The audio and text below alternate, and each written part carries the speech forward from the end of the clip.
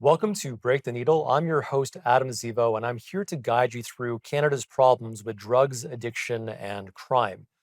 Today, we're chatting with Tristan Hopper. He's a journalist and political columnist at the National Post, which makes us colleagues.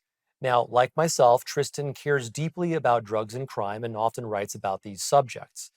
At the risk of spoiling our interview, he thinks that drugs and crime are bad and that it's not great when public spaces are rendered unusable due to rampant open drug use and discarded syringes.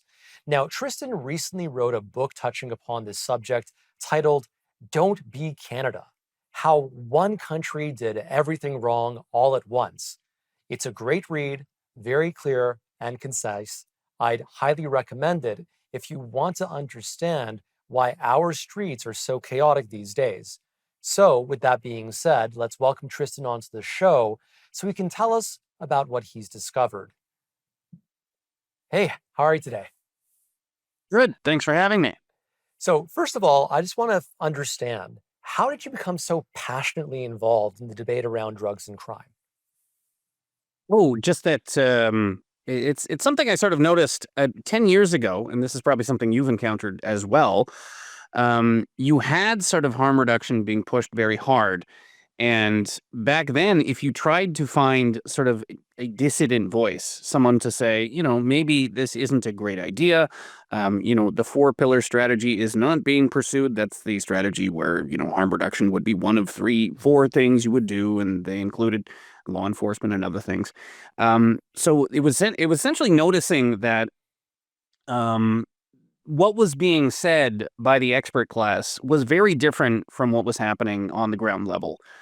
So it's something I saw in multiple cities in which you would have people pushing, say, a safe consumption site and saying, well, the science says safe consumption sites will make the neighborhood safer.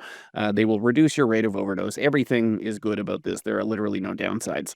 And then at the neighborhood level, around a particular safe consumption site, now this is a universal Canadian observation because we have more safe consumption sites, than anyone else, is that that's just not the case. I mean, you put one of these sites in a neighborhood, regardless of what your intentions are. I mean, there are very discernible, noticeable impacts. Everything from crime, to violence, to vandalism in the general area.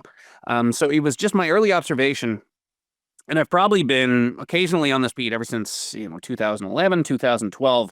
That something with what was being said at the scientific level was not being reflected at the street level. And Mm. the deeper you look into the science, the more that's the case. I mean, a lot of this sort of these claims that are being made about Canadian drug policy, you have very sweeping claims about, say, neighborhood safety, that are being hung on one extremely hinky study that if you just read it, you would realize the data is not there.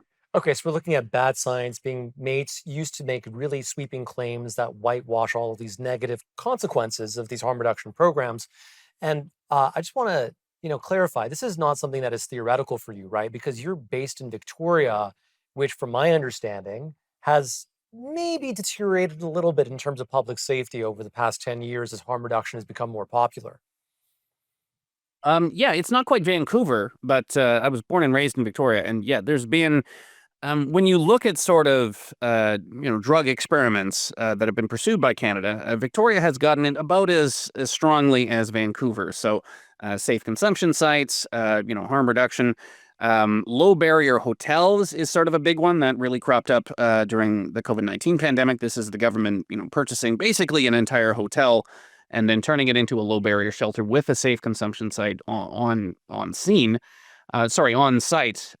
So all of these sort of experiments, they hit Vancouver hardest, but they've hit Victoria second hardest. So I can point to any number of sort of parks, areas, regions of the city that were safe, in which seeing someone completely twisted on drugs was not a normal thing. And now it's quite commonplace. So, Victoria is one of several Canadian cities now in which you have the drug part of town, basically an area of the community in which it's very hard for small businesses to stay open, in which, young women do not go at nights or, other vulnerable people, and in which Mhm. The most And visible usage of the Tristan, I'm neighborhood going to is have for to interrupt drugs. you. We will continue this Sure. right after the break. Thank you.